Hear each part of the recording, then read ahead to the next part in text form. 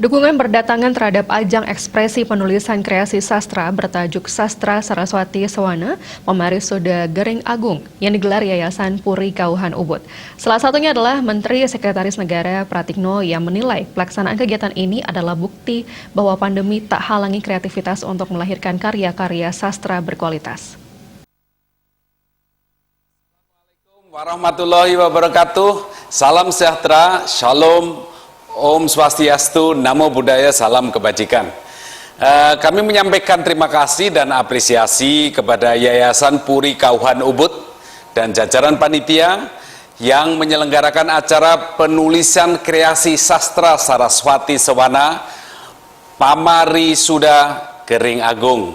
Terima kasih juga kepada para peserta yang telah berpartisipasi dalam acara yang mulia ini. Semoga karya-karya yang dihasilkan dapat memperkaya kasanah kesusastraan Bali. Acara ini semakin bermakna ketika diselenggarakan di era pandemi. Hal ini menunjukkan bahwa pandemi tidak menghalangi produktivitas kita untuk melahirkan karya-karya besar, termasuk karya sastra yang menyampaikan pesan-pesan mulia, menjaga keindahan seni dan budaya, serta menghaluskan jiwa dan membangun keluhuran budi. Selamat berkarya, saya yakin akan selalu bermakna bagi kemanusiaan dan kemajuan bangsa kita. Terima kasih. Matur sukma. Wassalamualaikum warahmatullahi wabarakatuh. Om Santi Santi Santi Om.